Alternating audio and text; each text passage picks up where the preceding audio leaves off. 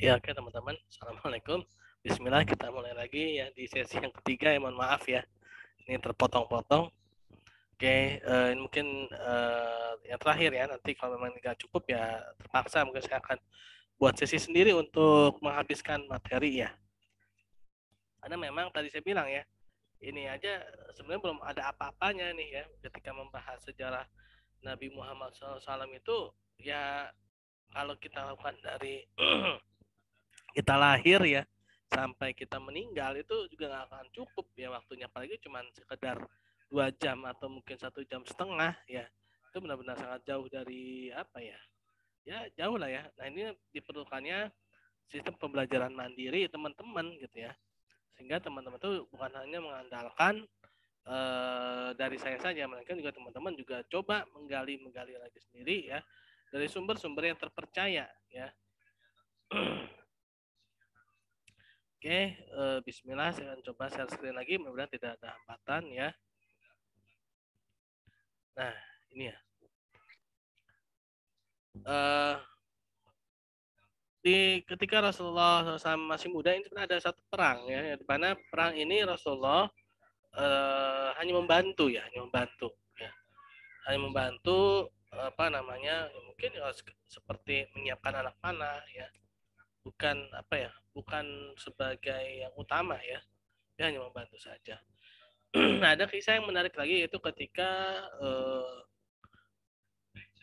Abu Thalib ya, paman Rasulullah SAW ini ketika Rasulullah dan pamannya Abu Thalib ini ingin berdagang ke Syam ya. Dengan perjalanan bertemu seorang pendeta yang bernama Buhairo ya. Buhairo ini adalah seorang yang mempelajari kitab-kitab terdahulu ya. Kitab-kitab terdahulu ya, karena memang pada saat itu belum ada sebutan lain ya selain apa namanya Nasrani ya. Sebenarnya Bu Hairo ini kalau dibilang bisa jadi dia orang Islam ya, tapi Islam syariatnya Nabi Isa alaihissalam ya.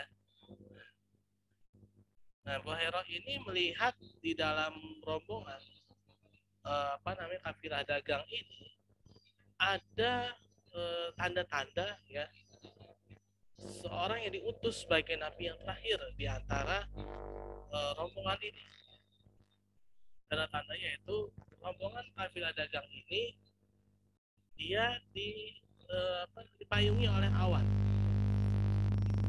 Kemanapun rombongan ini pergi, awan selalu menaungi mereka. Sampai akhirnya Bu Hero mengundang seluruh apa namanya rombongan tersebut untuk makan bersama. Jadi istilahnya dia pengen lihat siapa nih orangnya, ya. Dia ingin lihat siapa orang yang apa namanya diutus menjadi Rasul yang terakhir ini. Akhirnya disuruhlah suruh rombongan itu masuk kecuali satu orang anak, yaitu Nabi Muhammad SAW di depan, di luar ya, di luar. Dan apa namanya Buhairah masih melihat bahwa ini belum belum apa namanya belum semuanya hadir gitu ya, belum semuanya hadir. Ini baru sebagian saja nih yang hadir. Ini baru sebagian saja yang hadir. Apakah masih ada lagi yang belum hadir? Nah, ketika orang dewasa itu apa ya? Mereka mungkin nganggapnya anak-anak nggak dihitung lah ya gitu. Mungkin ya.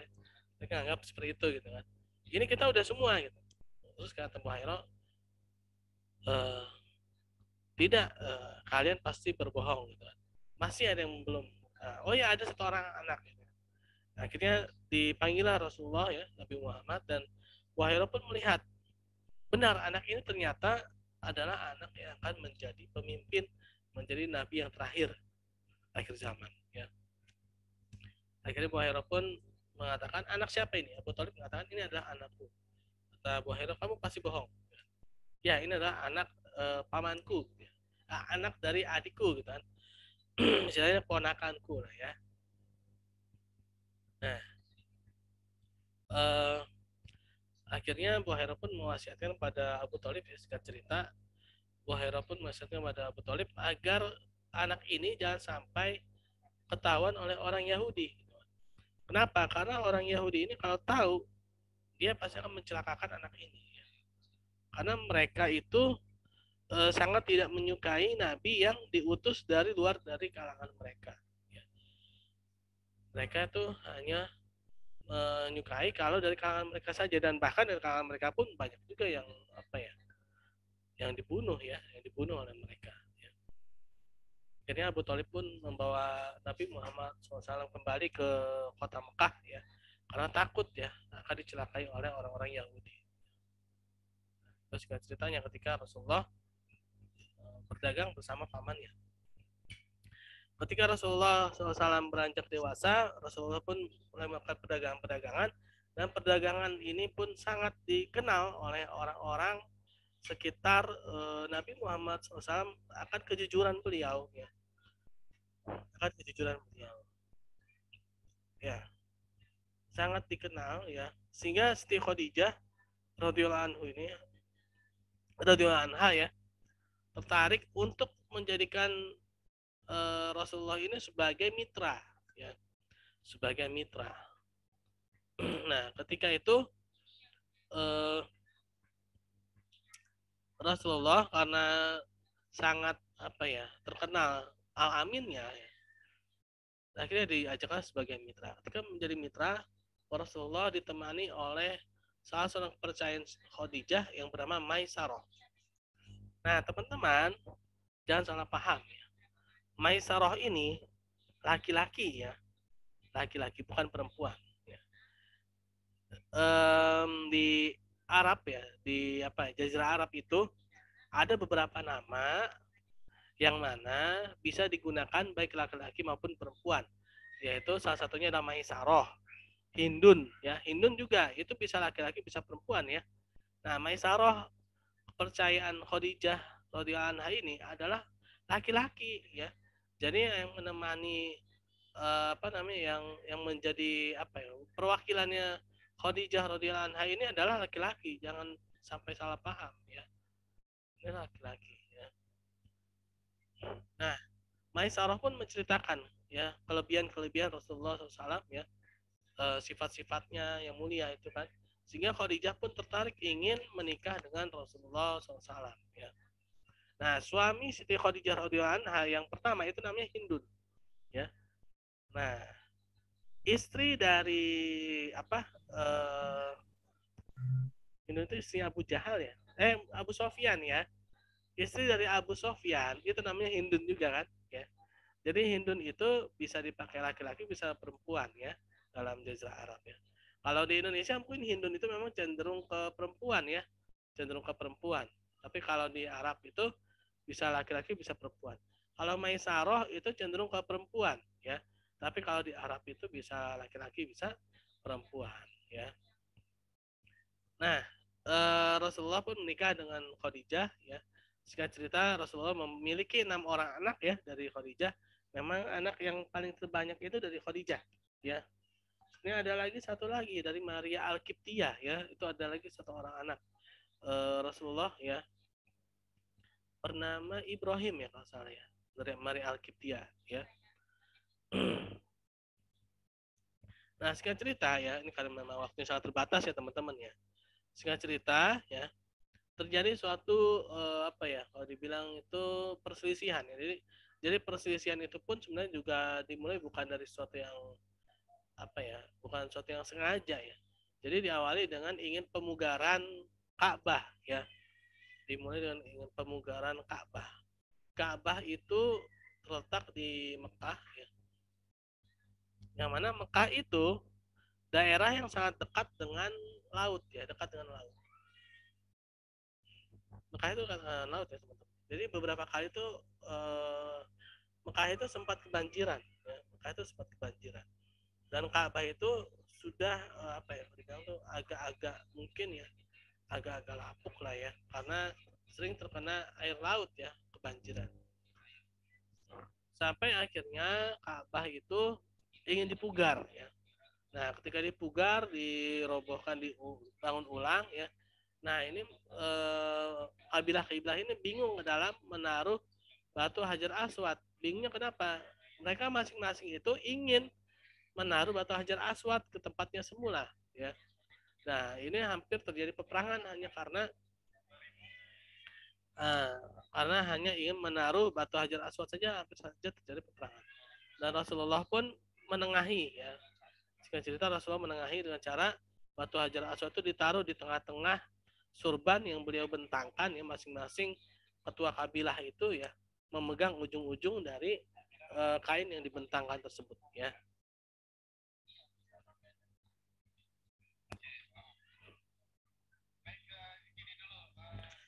Nah, ketika Rasulullah SAW ini terus, ya, berapa usianya, sampai akhirnya di masa-masa mendekati umur 40 tahun, Rasulullah merasa ada sesuatu yang salah pada masyarakat. Beliau merenungi dan terus berpikir, ya, bagaimana cara untuk membenahi masyarakat ini, gitu kan. Terutama masyarakat Mekah, ya, tempat beliau tinggal, ya. Nah, ketika itu Rasulullah SAW pun berpikir terus, dan ini dibutuhkan suatu tempat, ya teman-teman, ya. Ketika berpikir secara jernih itu kita nggak bisa di tempat yang berisik, di tempat yang apa ya, penuh dengan apa ya, itu nggak akan dapat itu, ya. Akhirnya Rasulullah pun berkhalwat di Gua Hiro, ya. Itu tempat yang cukup sunyi, ya, yang mana tempat itu bisa dijadikan untuk berpikir secara jernih, ya, ingin berpikir secara jernih. Nah, ketika itu Rasulullah SAW didatangi oleh malaikat Jibril alaihissalam, ya, sehingga turunlah, ya, surat Al-Alaq 1 sampai dengan 5, wahyu yang pertama, ya. Nah, ketika itu Rasulullah SAW awalnya tidak bisa membaca, gitu kan, dan terus akhirnya Rasulullah pun didesak oleh malaikat Jibril akhirnya mengikuti apa yang dibacakan oleh malaikat Jibril alaihissalam, ya. Dan Rasulullah pun pulang ke rumah dalam keadaan gemetar, ya, dalam keadaan ketakutan, ya, dalam keadaan ketakutan, ya, dalam keadaan yang sangat gemetar, ya, bertemu dengan Khadijah istrinya dan meminta diselimuti, ya, diselimuti, dan akhirnya beliau pun diselimuti oleh Khadijah, ya, dan akhirnya beliau pun dibawa ke rumah pamannya yaitu Warqah bin Nawfal. Nah, Warqah bin Nawfal ini dia juga adalah pengikut dari Nabi Isa alaihissalam, ya, pengikut Nabi Isa alaihissalam yang mana mengetahui isi-isi kitab-kitab terdahulu, ya. Nah, jadi dijelaskanlah oleh Warqah bin Nawfal bahwa suamimu ini adalah akan menjadi pemimpin, ya, pemimpin umat akhir zaman, ya, pemimpin umat akhir zaman. Lalu singkat cerita, ya, Warqah pun berpesan bahwa nanti dia akan diusir, ya, dia akan oleh kaumnya, akan disakiti oleh kaumnya.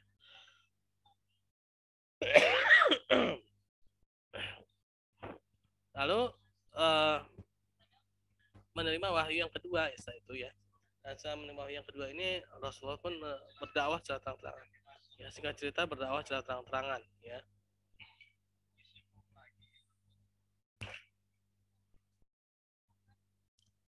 Nah, ketika berdakwah secara terang-terangan itu ada beberapa tantangan-tantangan yang dihadapi oleh Nabi SAW dan para sahabat.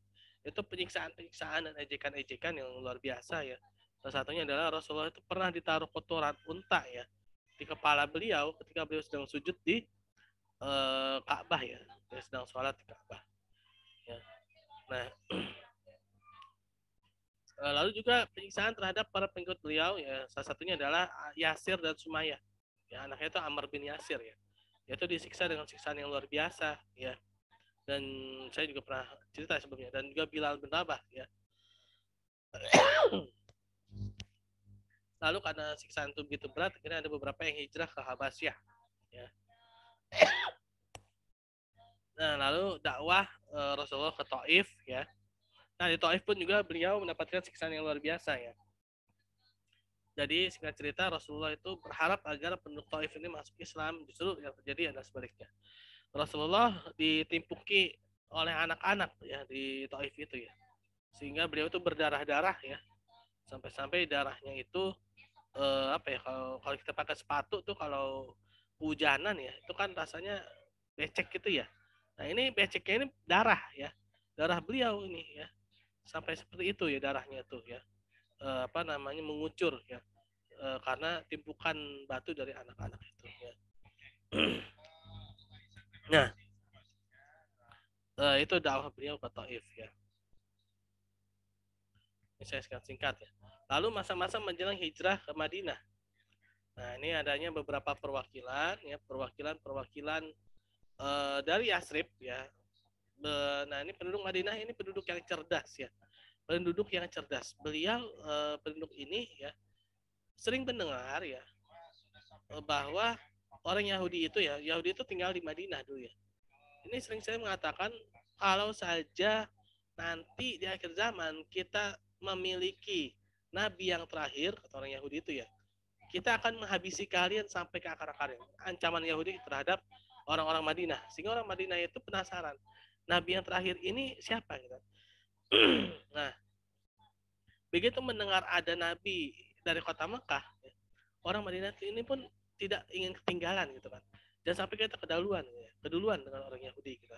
Sehingga datanglah orang Madinah itu ke Yasrib ini ya, ke Mekah dan bertemu dengan Rasulullah ya. Dan akhirnya mereka pun melakukan ikatan perjanjian Aqobah ya, pertama dan kedua singkat cerita. Lalu diutuslah Mus'ab bin Umair selama 2 tahun dakwah di Madinah ya, sehingga Madinah menjadi tempat yang siap untuk ditempati untuk hijrah ya. Lalu hijrahlah beliau ke Madinah ya. Singkat cerita ya, ini karena waktunya juga ada 942 ya teman-teman ya. Nah, di Madinah ini ada beberapa hal penting, yaitu pertama Rasulullah membuat piagam Madinah, yaitu pertama ya membuat perjanjian membangun masjid ya, lalu membangun pasar dan membuat perjanjian dengan orang-orang Yahudi ya. Penting ini membuat suatu penting ini membuat suatu perjanjian karena orang Yahudi itu adalah orang-orang yang suka melanggar perjanjian, sehingga ketika mereka sudah diikat perjanjian, kalau mereka melanggar maka konsekuensinya itu ada ya, tinggal ditindak tegas saja lah ya, tinggal ditindak tegas ya.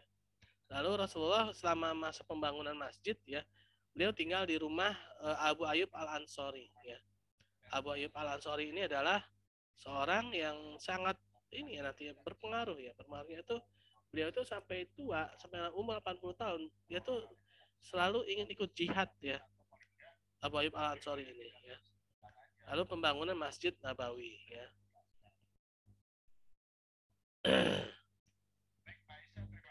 Nah, lalu ada beberapa peristiwa di Madinah, yaitu perang Badar ya, perang Uhud, perang Khandaq, perang Mu'tah. Ini dengan Romawi ya, Mu'tah ya. Penaklukan Mekah dan ada perang Hunain.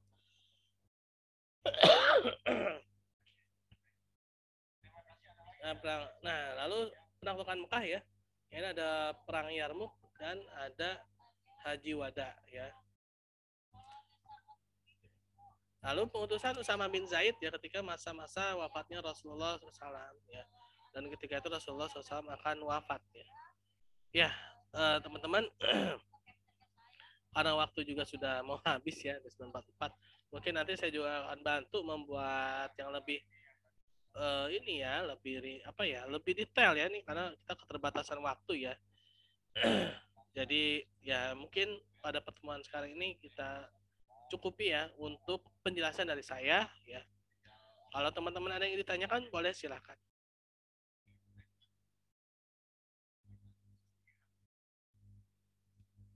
Ada yang ingin ditanyakan?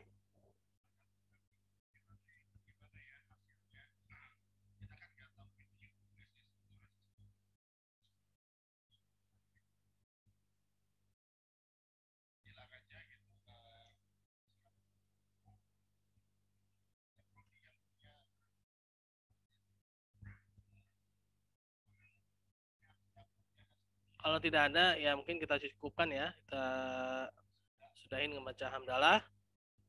Alhamdulillahirabbil alamin. Dan doa subhanakallahumma bihamdi subhanakallahumma bihamdika asyhadu an la ilaha illa anta astaghfiruka wa atubu ilaik. Assalamualaikum warahmatullahi wabarakatuh.